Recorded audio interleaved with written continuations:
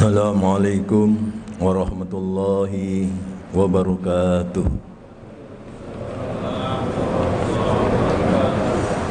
Alhamdulillahi rabbil alamin. Wassalatu wassalamu ala rasulil karim habibina wa safiina sayyidina Muhammadin wa ala alihi wa ashabihi wa man tabi'ahum bi ihsanin ila yaumil amma ba'd. Faqad qala Allah ta'ala fil Qur'anil Karim, Rabbana atina fid dunya hasanah wa fil akhirati hasanah wa qina adzabannar. Al-ayah. Wa an Abdullah bin Mas'udin addi maftaradallahu alaika takun a'badan nas wastanib maharimallah takun azhadan nas wardo bima qasamallahu lak takun agnan nas. Sadaqallahul adim wa nahnu ala dhalika minasyani wasyakirin walhamdulillahi rabbil alamin. Alhamdulillah, berkat taufik serta hidayah Allah subhanahu wa ta'ala, barusan kita bisa melaksanakan sholat zuhur secara berjamaah. Semoga sholat asar, maghrib, isya, subuh pun berjamaah. Amin ya rabbal alamin. Salawat serta salam kita sanjungkan kepada baginda Rasul Muhammadin,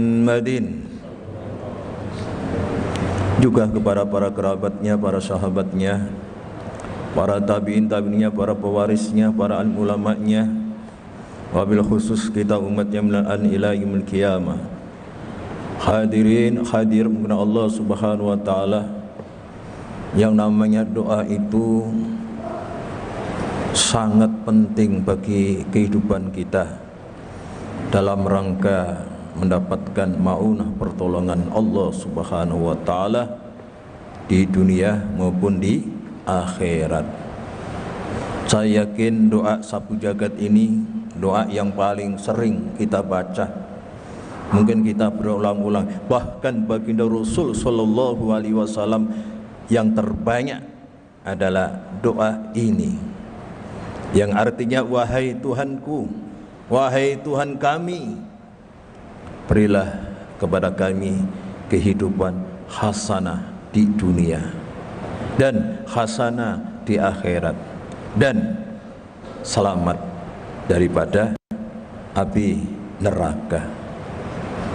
Khadim Allah subhanahu wa ta'ala, kita sepakat barangkali ingin hasanah dunia, tapi bagaimana caranya? Tentu kita harus taat patuh kepada Allah dan Rasulnya, ikhlas beribadah, mengikuti jejak Rasul atas dasar iman kepada Allah subhanahu wa ta'ala. Bapak-bapak Allah subhanahu wa ta'ala, hasanah dunia berarti ya baik, bahagia, senang. Apapun yang dihadirkan oleh Allah subhanahu wa ta'ala, ujian dan cobaan, ya senang aja, karena tahu menyenangkan darinya, tidak menyenangkan juga darinya. Berlindung, munajat kepada Allah, dapat pertolongan. Jika demikian, maka kita tergolong orang yang beriman, yang semua aktivitasnya mempunyai nilai ibadah. Senang kita bersyukur, tidak senang kita sabar. Kedua-duanya membuka pintu rahmat Allah subhanahu wa ta'ala. Mungkin hasanah dunia bermacam-macam, hadirin Allah subhanahu wa ta'ala. Mungkin istrinya solihah, suaminya soleh, putra putrinya soleh solihah, masya Allah. Rumahnya adalah rumah untuk ibadah, masya Allah. Kendaraannya untuk jihad fi sabilillah, dalam perjalanan menuntut ilmu, masya Allah. Alhamdulillah.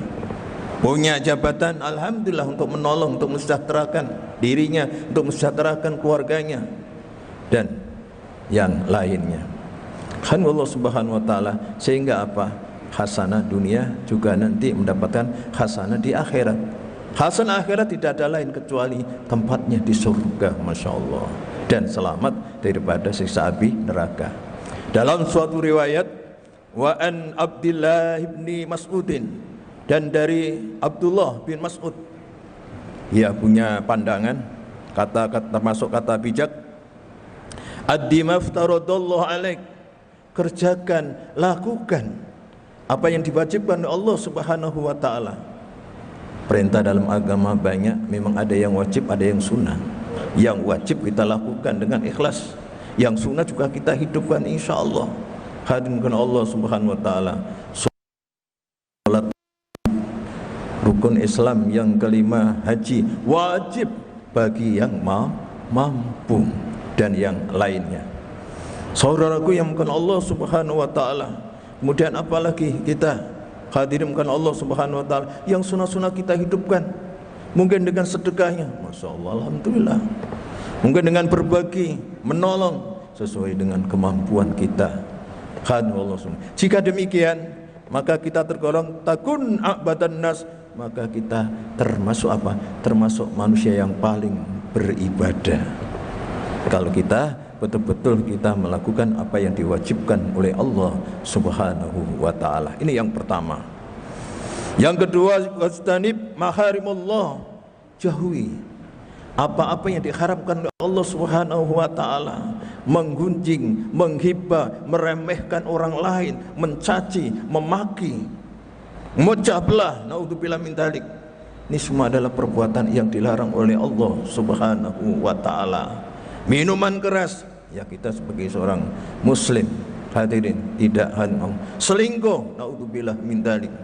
Ingat keturunan bapak-bapak, ibu-ibu yang dimuliakan oleh Allah Subhanahu wa taala. Maka yang kita dilarang, yang diharamkan, atau mungkin barangkali yang samar, yang masih syubhat, lebih baik kita tinggalkan.